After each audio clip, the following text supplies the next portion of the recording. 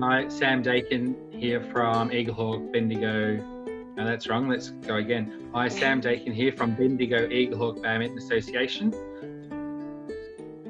What I've been told, Sam, you're quite a prominent figure in the badminton community up in Bendigo. Well, that's nice to hear, I guess. I've been playing for about 40 years, so yeah, I possibly are. I've been around the traps. I've represented Victoria back in the 80s. I went to the 06 Commonwealth Games as the assistant national line judge coordinator. I've ran a few CP Madden trophies and a June Bevan championships. Yeah, good resume right there. So we're obviously going to be talking about the COVID shutdown and how it has affected you guys and what kind of steps you've moved forward. But maybe we'll start with how big your club is and the different segments of the community that you guys service. I guess primarily we service all the community. So we do have structured pennant for both seniors and juniors. And then we have social for anyone that likes to come along. And then there's also a bit of structured social for regulars as well. So our member base is probably at about 75 to 80, but we probably have about another 50 or so social, maybe 120 to 140 people play weekly in our stadium. We've got a fairly good demographic as well. Our social is a lot of uni students and a lot of doctors and that from the hospital that can't commit to a regular pennant, so they're just happy to come for a hit on a or was there a shock when it was announced by the Victorian government that we kind of everything had to shut fairly quickly? It wasn't. We were sort of half preparing for it anyway, and we took on board the initiative and shut probably a week before everyone had to. I think we shut down on the 23rd of March officially as a badminton association. So, yeah, but it was a shock because everyone was so disappointed. Everyone just still wanted to keep playing and didn't really see the risk, I guess. But, yeah. Well, Pete's going to join us. Well, here we go. This is your life. Here we go. With the reopening of badminton coming up fairly soon, what steps is Bendigo Eaglehawk Badminton taking to reopen in a safe environment? So at the moment, our I guess first step was to initiate an online booking process. So we've taken Badminton Victoria on their Revolutionise package, which has been involved but great.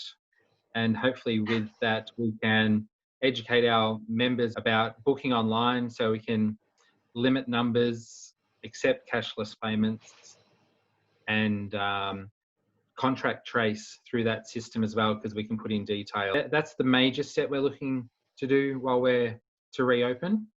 Obviously, the other steps, we will have all the disinfectant and all that and the extra cleaning at the stadium. We've got, as you know, a massive stadium. We can have up to 500 people in our stadium if you look at the 4 square metres per person rule. So we can go over and above with that. But if you look at the state government at the moment with what they're implying with their 20 people per group, we can technically only have 40. So we've still decided not to open yet until that number increases, which we're hoping is around the 21st of July. Maybe that might go up, unless we can segregate areas and have 20 at one end and 20 at the other. It'd be a shame with all your venue with, 16 courts and just 20 people in the whole joint. That would be not a good outcome. Exactly. It's devastating if that was the case, because even on a Saturday social, we can have all 16 courts full. So, you can have up to 100 odd people there. But we're going to have to restrict that, which is unfortunate, because everyone's dying to get back on the court. So with the social distancing, you won't have a big issue, but I'm assuming you still have crosses and all that sort of stuff where people can't sit and they can't sit together. We don't get a lot of spectators. So even if that was the case, we might black out an area, I guess, but usually they're from the one family anyway, so it's not so critical. But, we've thought about pulling down nets and just playing on every second court in the short term to spread it out a bit more to keep the distance. So maybe we can have 4 people per court, and maybe a spectator or two to keep the group under 10 or under 20, so we can open up more of the stadium or have more people there, I guess, and try and limit the time frame so we can perhaps get through everyone as well. Have a 2-hour session as opposed to everyone coming for a 4-hour. So will you have the a lot of the COVID information up, the posters, all that sort of stuff that Badminton Australia, Badminton Victoria have produced? Yes, we will. We haven't got any of that yet printed off, but we certainly will have it all up and plastered around the venue. Because we've got a co-tenant as well in table tennis, their president has been really proactive as well. So between the two of us, 2 associations, we'll have everything sorted and right to go. 20 people rule in a venue. Surely that doesn't mean 10 in table tennis and 10 in badminton. At this stage, from the 23rd of June, we're taking it as 20 people in each stadium. But we're hoping from the 21st or July, I think it is, that will increase to a bit more in each. So still got to see what Dan Andrews says, I guess, in relation to that. What was the feeling of your members and people when you had to close down? Like, I mean, do you get the feeling that people are itching to get back? They can't wait to get back in the door and get on the court? Yeah, definitely. They're all itching to get back. They were pretty disappointed we had to suspend play back in March. At that point, there was no real cases in Bendigo that we knew of. So they all thought, why do we need to? But just for everyone's health and safety, because you never know who was in the stadium and where everyone else had been. So just for safety, we thought it was best to pull the pin and just wait for any announcements. Will you look to get Pennant back up and running, or will it just be mainly social? No, we look to get Pennant up and running. And we are only open Tuesday, Thursday, Friday and Saturday afternoon. And there's a social group that come out Monday and Tuesday mornings. So that'll go back to full swing. And we really didn't want to bring back some of the competitions and not all.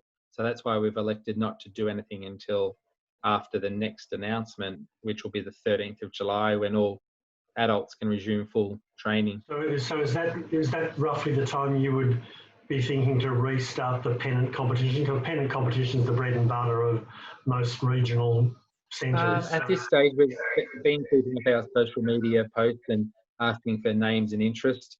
So there's still a fair bit of interest in that. I think we're up to about 50 names at this stage. That's when we'll be looking to probably resume full operational of the stadium, I would think.